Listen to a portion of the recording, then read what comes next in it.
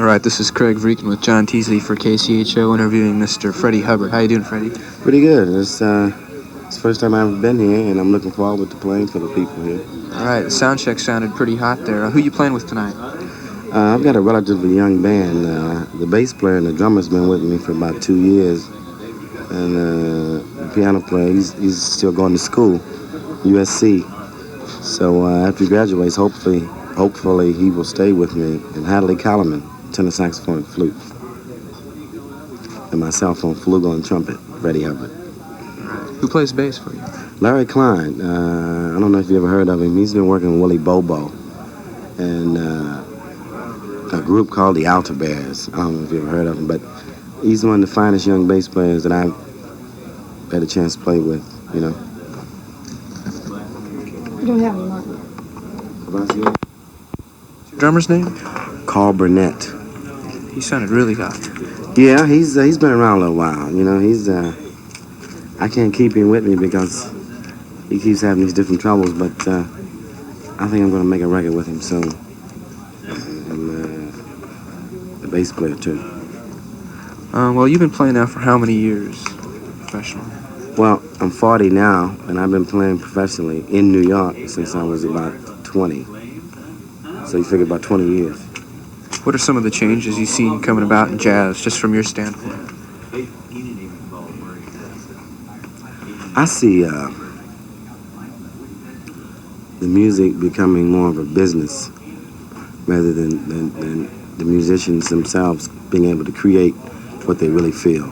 And I think that is really detrimental to a lot of creativity that could happen, but I think this in turn makes the musician himself realize this, and he will work towards establishing himself so he can work no matter what. I mean, in other words, if the music is becoming very heavy into disco, I mean, people like Oscar Peterson and some others have been able to, like, stay out here and still maintain a certain level of, good music without becoming really into that popcorn music.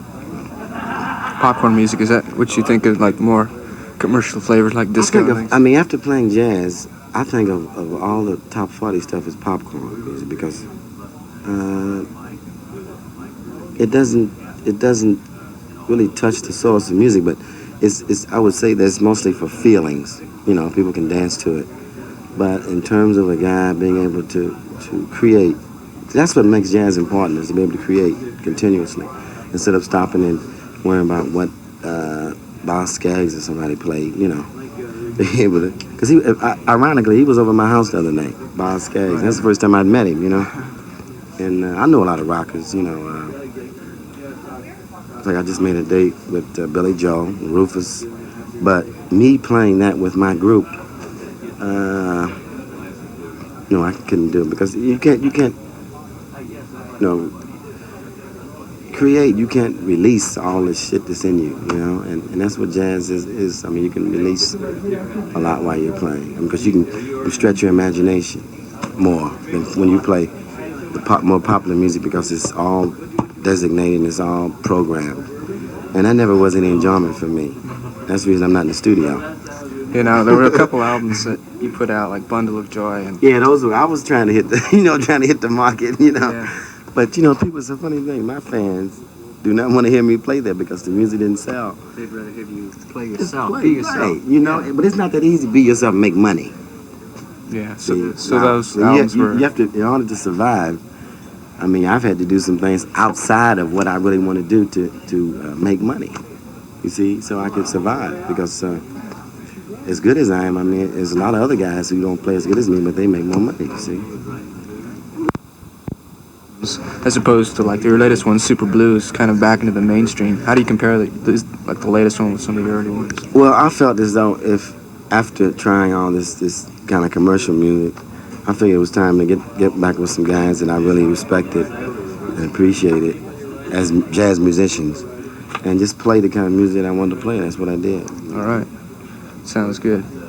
But it's not, I like to say that I'm not closing my ears to a lot of other music, you know, that's going on, because if you do, then you're dead, you know. I mean, you got to keep it in mind, you got to there are very few people who have been able to just play, you know, exactly what they want to play. You know, because people, who hears what you hear, you know?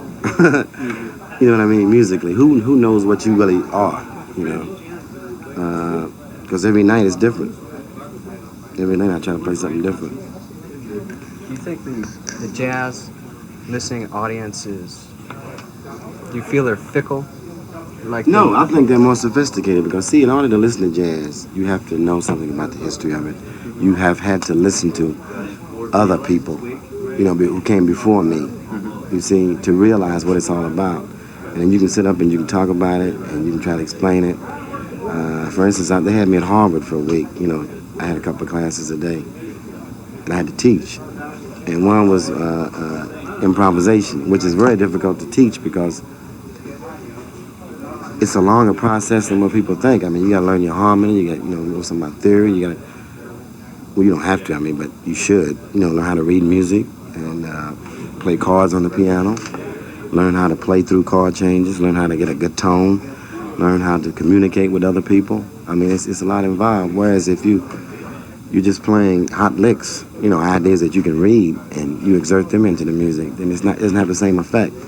And that's the reason that I don't think jazz listeners are fickle, because when they're listening to a lot of the pop music, it's all electronic, and they don't know that the sound level and all that is so captivating. You know, usually it's 32 tracks, and there's a lot of phase, a lot of echo and stuff going on, so it grabs people, and they don't really know what they're listening to because it's so programmed. Jazz is free, most of it is natural and loose, and if you can relate to it, then you can dig it, you know. Now, you were talking earlier about your next album. Why don't you tell us what that's going to be like? Yeah, I met Klaus Ogerman back in New York last year, and we decided to do something unique. And we figured that if we did this would be like something like a Porgy and Bess or something that will last forever. You know, be like a collector's item. That's what we like to think of it. In that, for the first time, I'm playing with a symphony orchestra, you know, and playing a little different style, but showing a lot of listeners the other side of a Freddie Hubbard that they may have never heard, you know. Did you say Chick Corea was going to be on it? Chick is on. He's fantastic. He's a great person too. That's the first album we ever made together. And I had, in fact, Herbie came by. It was funny. And I said, well, I'm gonna have both of you guys on here. But he left before we finished the take. So I wouldn't ask him, you know, Herbie Hancock. But anyway, this guy Stanley Clarke, he did one track with me on a thing I wrote called Soul Connection. Now, it's a tune that has a beat on it, you know. And I had a big band. But Klaus, back to him, he's did a lot of work for Frank Sinatra. He's done work for Barbra Streisand, George Benson. And I think he did a thing with Stan Getz, Bill Evans. He's done a lot of work. But this was the first time I've ever played with an orchestra that size, you know. And I plan on taking it around to different cities and performing it. It's a hard piece, 16 minutes. It's called Preludio and Chant. So it'll be out. Sounds like it'll be great. Along the same lines, what direction do you see jazz moving as it goes to the 1980s? Is it going to be more of like what you're talking about, an orchestrated thing, or maybe like more commercial sound? You know, I think that people now are ready to hear more ensemble playing, you know, rather than I think I've just about exhausted the 5-piece small group set, you know. And in fact, I think next week I'm going to try to add a guitar and congas. But I think people would like to hear more ensemble playing like what Chicago did, but with more improvisation, you know, which would make it more interesting, you see? Not so much into the fusion thing, which I felt a few years ago would work. It's not going to work because when you fuse the jazz with pop music, you let in a lot of players who can't play, but because they can show off or maybe create a little rhythm, catchy rhythm, that people start comparing them with your jazz artists who have been out there for years, who really know the art and who study and practice. And it's hard to say, well, who's best? You know, like you look at the polls and you might see Chuck Mangione. Now, you know he's not a Freddie Hubbard, you know he's not a Dizzy Gillespie, but he's still heading the chart polls because he sold a certain amount of albums. So it's up to the listener. So the musicians have to be aware of all these things while he's making an album. You know, like, is it going to sell? I mean, I don't expect to sell platinum, with the symphony. Maybe in Europe. And I doubt if it will sell that much. If it does, great. If it doesn't, great. But I would like for it to. But you know that symphonies don't usually sell that much. But this one may. You never know. What do you think of? Knock on wood. All that money I spent. I'm spending 75 strings. They're gonna charge me. What do you think of some of Woody Shaw's music? Well, Woody Shaw was playing a lot of my stuff for a while, to be honest with you. But now he's going into his own. And I think by him including his intervals, that his music's changed quite a bit. He almost has his own identity now. A couple of more years, I think he'll be a Woody Shaw. Do you think he's going to replace you as the leading trumpeter of the 80s? You don't replace people, It's like I can't replace Miles. Miles can't replace Dizzy. You can't replace anybody. Just kind of step in. Well, I mean, in terms of popularity, in terms of him playing hard, maybe at his age, Yeah. maybe he might be, I doubt it. He might be able to play a little harder than me, longer. When you're younger, you got more stamina for that. But now, I'm at the point where I can hit it and say what I got to say and then stop, which is really better. Do you feel like you're making... I look at or listen to your records or listen to another artist's records, and I look at this man or listen to him and I say, well, this man is making history. He is a part of history. How do you feel about musically being an active part of history, music history, jazz history?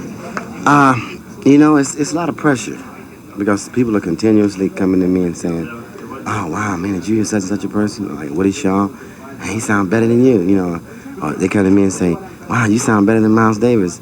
And if you're not careful, this can kind of twist your head a bit. I mean, you may go on an ego trip or something, So you have to be aware of that and say to yourself, hey, I know where I am, I know what I play, and I hope people dig it, And that's about the best thing you can do. But in terms of going down in history as being one of the better trumpet players, that's what I'm interested in. And what I would like to do is carry the trumpet a step farther than where it's been. In terms of being able to play my ideas the way that I do on the trumpet, which is more like a saxophone player. And that's kind of been my claim to fame. It's a little different from the average trumpet. For sure. I want to talk to you a little bit about the VSOP tour. Did that have anything to do with your change back to the more straight-ahead stuff on Super Blue? How'd you feel about that tour? Well, I went into that tour with mixed emotions because I kind of felt, and the other guys said that I shouldn't have felt that way, but it was kind of a Miles Davis replacement type of situation. I mean, they had played with the man for 6 years, and so when I came in, I knew that if we went back and played those tunes of that time, which was like basically the 60s, that the sound was going to go back into the quintet sound that Miles had. So I really shouldn't have done it, but it was good after I got involved in it because we talked about it with the rest of the guys, and I said, look, man, I don't expect me to sound like Miles. He said, no, Freddie, go ahead and be it. So I finally got that in here. So I went on, but I don't know. People are funny. They try to have you competing against each other. Critics and writers and interviewers. I mean, they're looking for something hot, to argue about, So they say, wow, man, you sound like Miles. I said, no, I don't, And he could probably care less than I could too, But playing with those guys again was the highlight of my career, I must say. Because some nights, man, I had cold chills, And that's how hot it was. A lot of talent in that band. Oh yeah, it was a treat to go to work, go play. But each night it was different, and everybody really gave their all, man.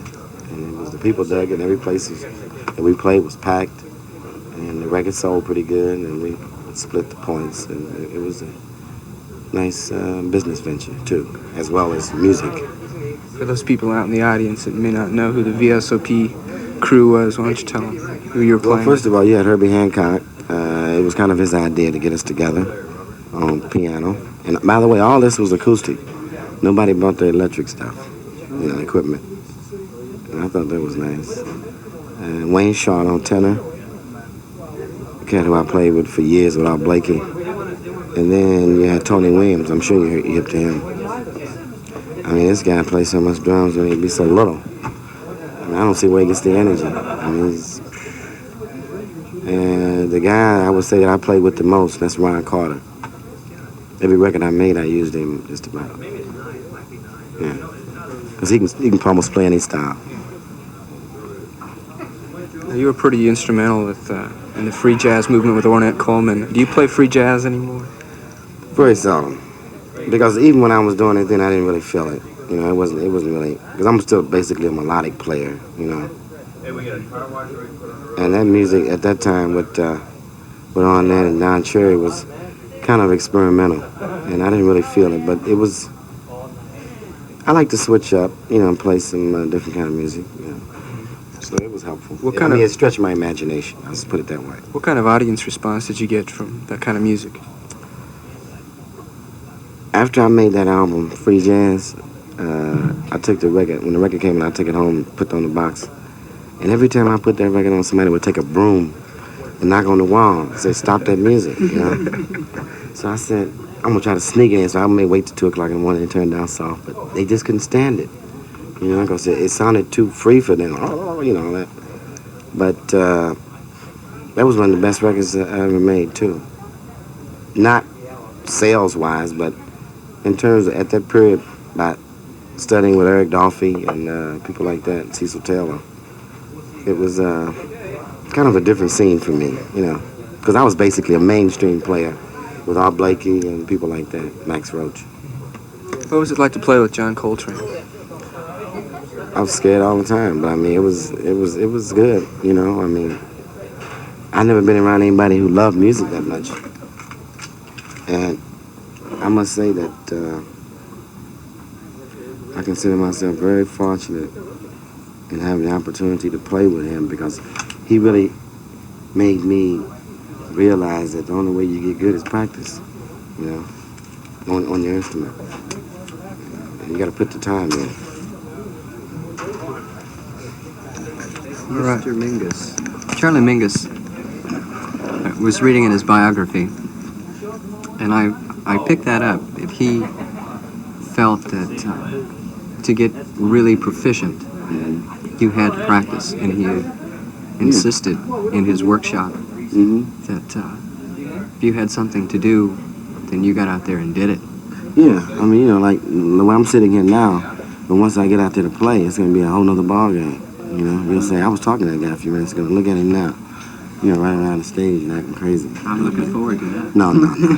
I mean, not like Mick Jagger and shit like that. I mean, but, you know, you just kind of, a little entertainment is cool, I think now. Mingus was entertaining in his own way.